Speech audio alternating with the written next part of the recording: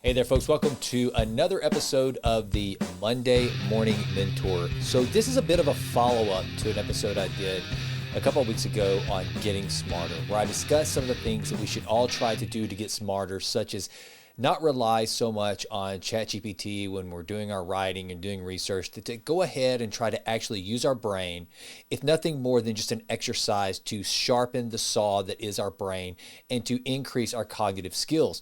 I suggested that reading is like doing push-ups for your brain. I think one of the things right now with the onslaught of all the articles and news and everything that's coming out, all this massive flow of information on AI that's got so many people freaked out, I think more than ever, it is incumbent upon all of us to make sure that we are trying our best to reach our peak performance when it comes to cognitive health, cognitive ability, just to be a better thinker.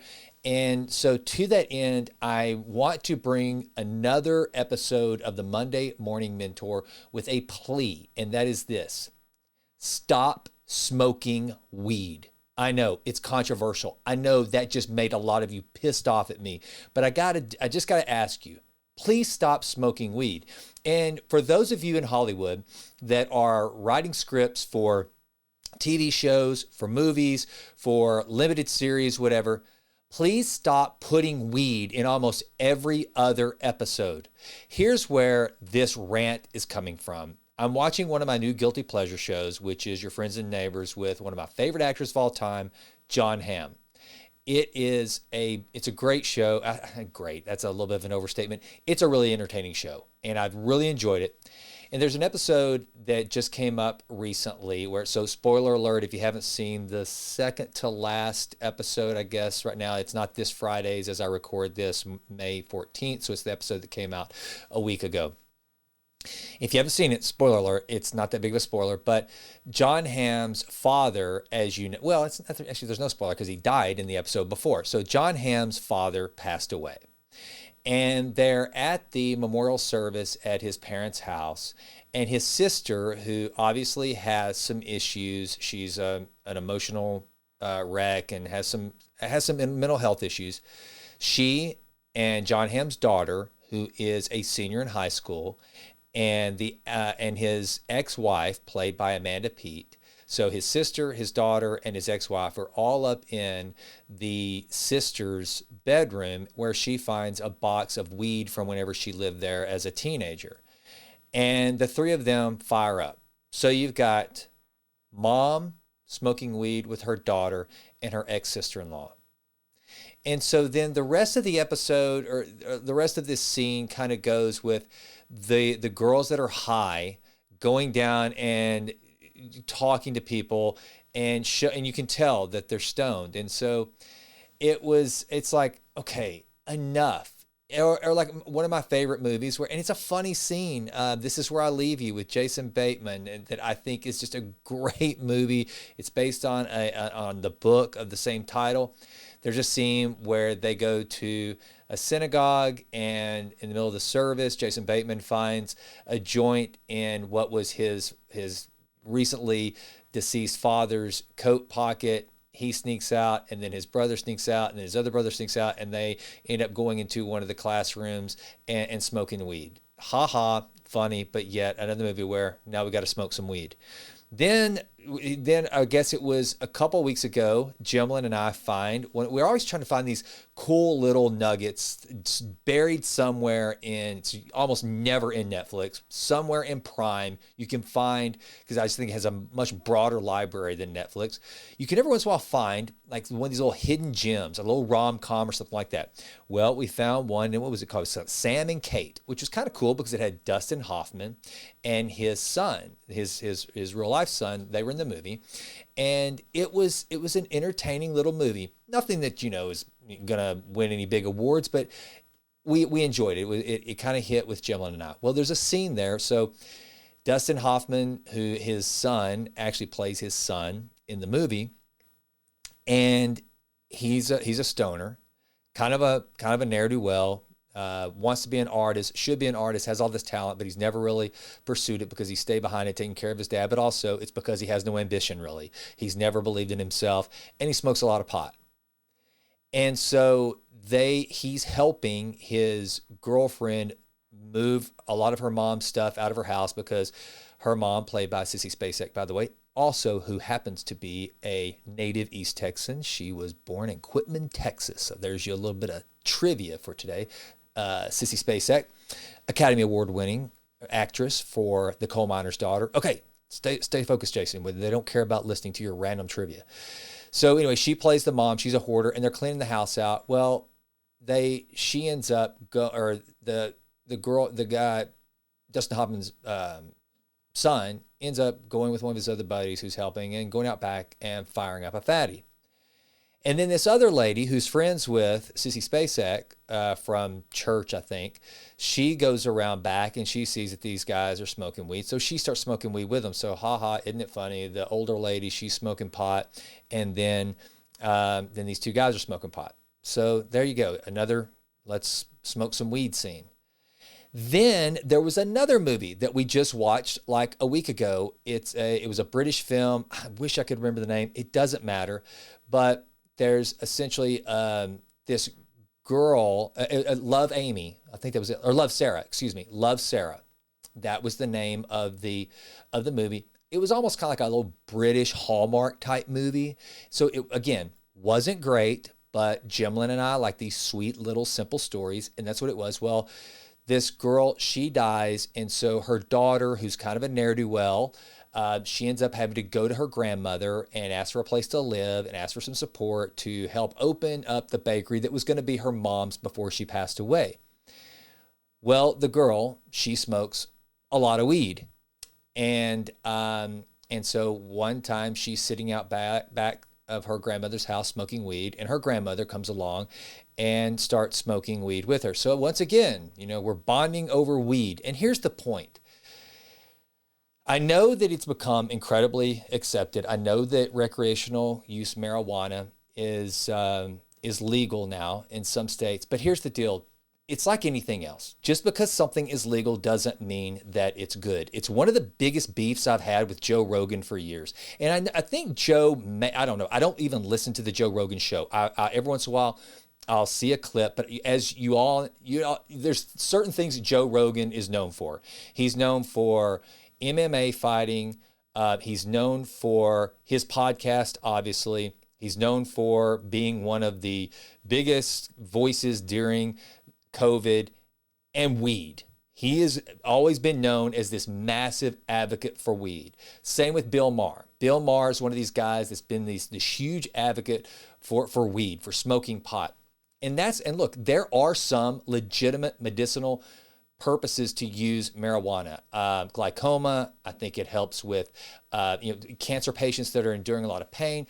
Totally separate deal. I'm not knocking that. But for just the average middle-aged corporate guy going home at night and smoking dope, that's not a good idea. Or more importantly, young people at a very young age smoking weed. It's not good, and you shouldn't do it. And this is coming from a guy that I don't even drink alcohol. Now, you do what you want. Again, you do you, but the Monday Morning Mentor is about telling you the things that I believe that are backed by data, by the way, that we should be pursuing, and some of those things that we should be eliminating from our lives. And today, I think that one of the things we've got to stand up, and it's got to be okay to say these things. Weed's one of those things. It's so bizarre. I told somebody in Georgetown, the last time I was there, not too long ago, I was walking through a cigar shop, Georgetown Tobacco, I think is what it's called. It's been around for years.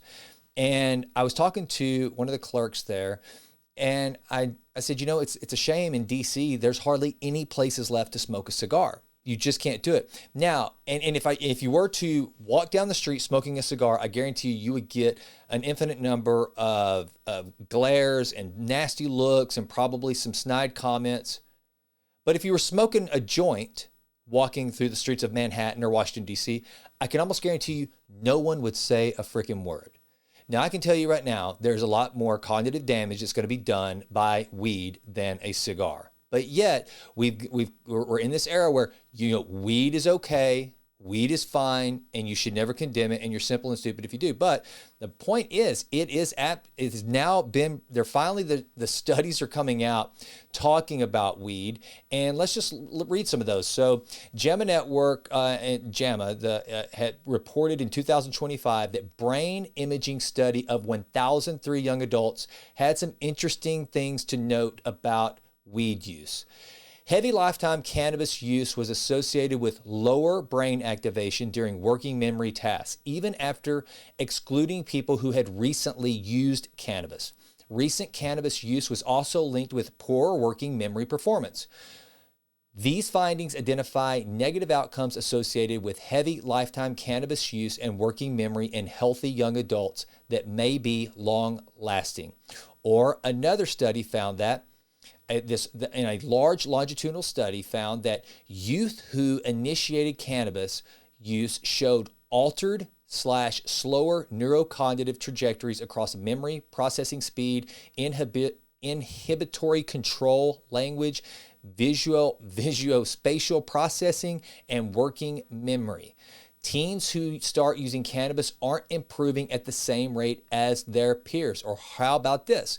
In comprehensive review in 2025, the review concluded that chronic cannabis use is associated with cognitive impairments, especially in attention, executive function, memory, and learning, with greater concern for early onset, frequent, and high THC use.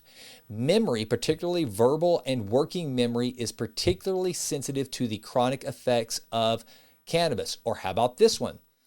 There was a brief that says acute intoxication clearly harms cognition, especially learning, memory, and executive function, and residual effects may continue after recent use. There's clear evidence that acute cannabis intoxication negatively impacts cognitive functioning, especially learning, memory, and executive functioning. So the thing is, smoking weed in and of itself, I never want this to be confusing whenever I talk about things that I take a strong stance on that you shouldn't do it. Hey there, folks. Today's sponsor is Authentic Health. You can find them at shopauthentic.health.com. These are the creators of the foundational stack, which includes your essential nutrients, essential fats, and essential amino acids. This stack was developed for patients by physicians Gus Vickery and Dr. Troy Jackson. They had seen so many patients, and after thousands of blood panels, they noticed there was a strong universal correlation in deficiencies. And so what they created was the Authentic Health Stack of essential fats, essential nutrients, and essential amino acids. And you, a Jason Wright Show listener, can get 10% off just by going to shopauthentic.health.com. Use promo code Jason for your 10% discount. This is the stack that I take every single day, no compromise. I brush my teeth, I take a shower, I brush my hair, and I take my foundational stack from Authentic Health. Full disclaimer, I am an investor in the company, but that's because I believe in it so much. That's why I have put my money where my mouth is, and then I put the supplements where my mouth is. That sounded weird, but you get it. Check it out, shopauthentic.health.com. Now, back to the show. This is not a moral argument. This is simply an argument for getting smarter or getting dumber. And the bottom line is smoking a lot of weed is probably going to make you dumber, and it's going to impair your memory. The one thing that we want to have into old age, and the one thing that I know that most old people that I talk to that are worried about a real health issue, it's not a heart attack. Some of them, it is cancer. But they don't feel like they can do anything about that. For some reason, we think that cancer is just this random thing that happens. And in a lot of instances, it absolutely is. No matter how healthy you are, you can still have cancer. But one is dementia. That seems to be the one that comes up over and over and over. As I talk to older people that they're afraid of is developing Alzheimer's or some other form of dementia.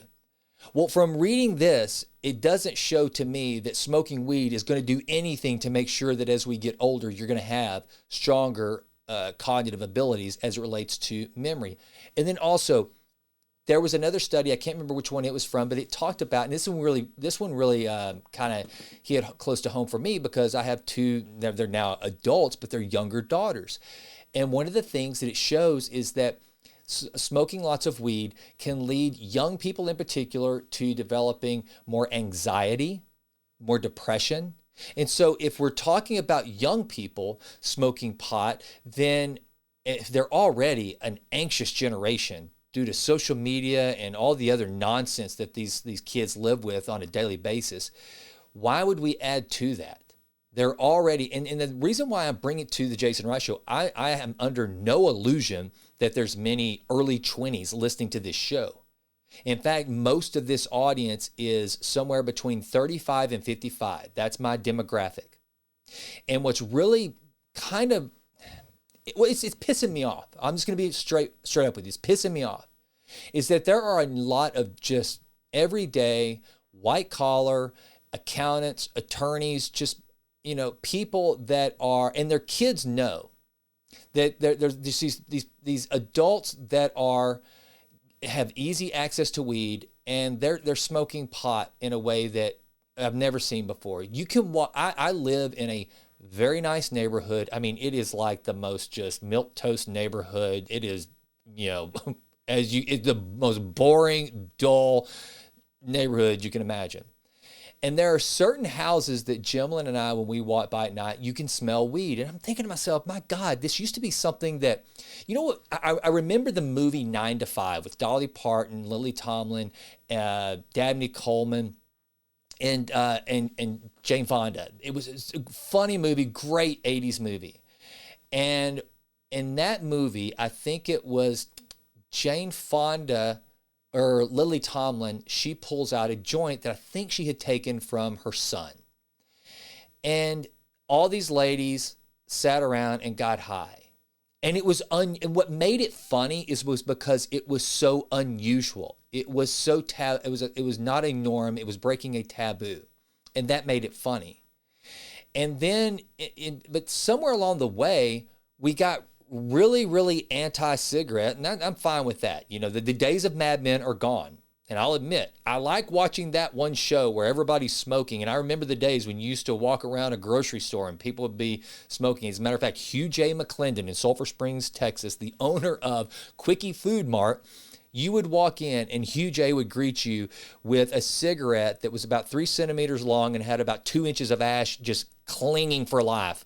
And that was just the way it was. But we realized that smoking is not good for you.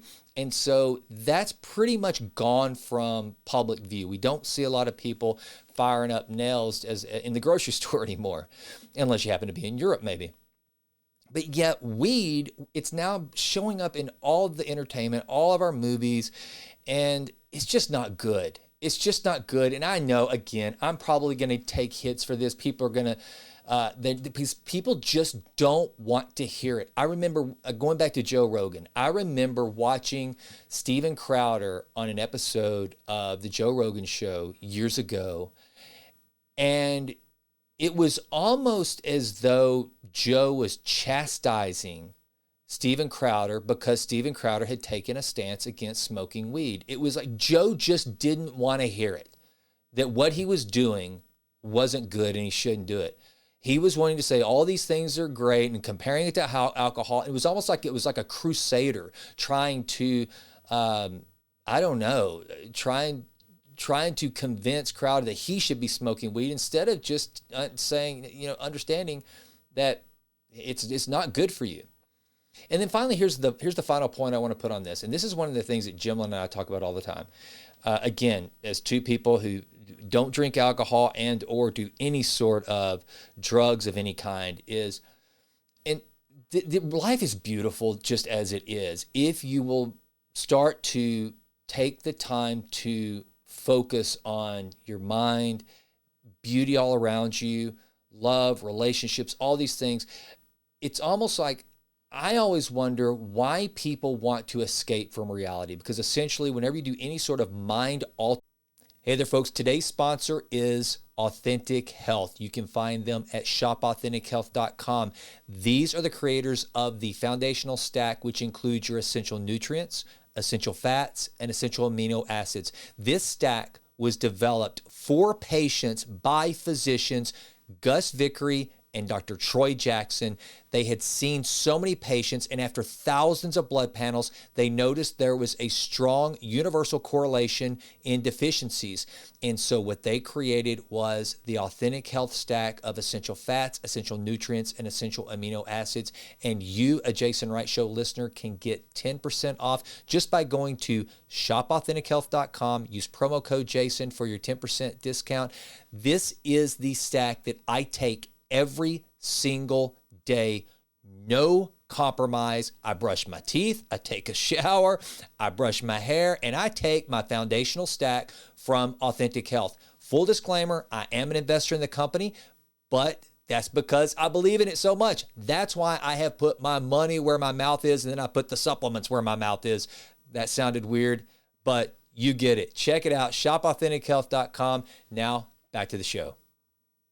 Drug, that's what you're doing. You're taking yourself out of just the normal, natural neurochemistry that your body has, and you're mixing it in a way so that it becomes altered. And I and I get it. We all have, I live with all kinds of fears and anxieties and all these things that are, some are reasonable, some are not. Actually, most all fears are unreasonable if you really stop and put them into context. But the bottom line is I deal with all that stuff too. But I want to keep my mind vivid and alert and sensitive to the world around me. I don't want to dull it. I don't want to check out, even just over the course of one joint or something like that. And so I guess that if you're a father or a mother listening to this in particular, and you've decided that it's kind of fun to get together with your upper middle class friends and fire up a fatty every now and again, your kids know you're doing it. They know you're doing it. And so therefore you're giving them the green light to do it. And that's a bad signal. As a matter of fact, every single thing you do, parents, you know this, every single thing you do, you're telling your kids it's okay to do that thing. Even if you tell them that you're going to ground them, you're going to punish them, whatever the case may be, for doing the very thing you're doing. And if you're pretending that you don't do the thing that you're telling them not to do, and you're pretending you don't do it, they will find out. And when they do, that trust is like, it's like throwing an egg on the ground and it breaking and then trying to put it together. They're just, you're not going to be real to them. So anyway, I know this was kind of a rant, but I've kind of been in the mood to rant. I'm kind of in the mood to draw some lines in the sand because I don't think enough of them are being drawn. And this is one of those topics that I have avoided because I know it's going to piss people off. I know I'm going to get judged. I know people, already I posted a little rant on YouTube yesterday on a short about this after I'd just seen the scene in Your Friends and Neighbors. And actually they were pretty mild, the comments, although it's interesting. It's one of the shorts that the algorithm shut down as quickly as possible. Kind of funny, isn't it? And because it was very poignant, and it was even in the title that, stop, I can't remember what, stop glorifying weed or something like that. And it just got no traction at all, which is odd because it has the fewest views and the most comments of almost any short that I've posted. So what does that tell you? Usually if you get a lot of comments, you're going to get a lot of algorithmic traction, but this one didn't. There is a concern, and also another thing to note. It's almost like, I said in an episode not too long ago, and maybe it was in the same episode about getting smarter. If the thing you're getting is free, then you're the product. Okay. When it comes to policy, if the thing you want, government is fighting to give to you, then that means that the people that are fighting the hardest to give you that thing, especially if it's for free or if it's something that was once taboo, then that means that you're probably the thing they're wanting to control. The people that are saying it's okay to smoke pot, the people that are saying it's okay to smoke weed, the people that are fighting the hardest to make recreational marijuana, they don't give a flip about you being able to just relax and fire up a fatty and enjoy your life. They know that the more they give you what you want and the higher you get, the more passive you become, the easier you are to control. Take a look around you. Go to certain cities in America. Why do you think the ones that have the highest drug use, that it's the easiest there to use the drug, usually have the dumbest? They look like zombie lands. They're just people that are completely controllable. I'm telling you, there's, the leaders that are, especially of the socialist or communist ilk in particular, they hate two things. They hate a very intelligent, educated populace, and they hate a religious populace that puts God before themselves and thus God before government. So stay smart. Don't willfully choose to do things that are going to make you dumber. That's today's advice. Have an awesome week. I'm Jason, and I'm out. Well, that does it for this episode of The Jason Wright Show. Thank you so much for listening. This has been a Texas Titan Media production. Fourth Wall did the music. And as always, thank you so much for listening. Please consider going out to jasonwrightnow.com and signing up for the Vitruvian letter. Also, please go out to iTunes. It takes like 30 seconds to just leave us a 5-star rating. It does wonders for the podcast.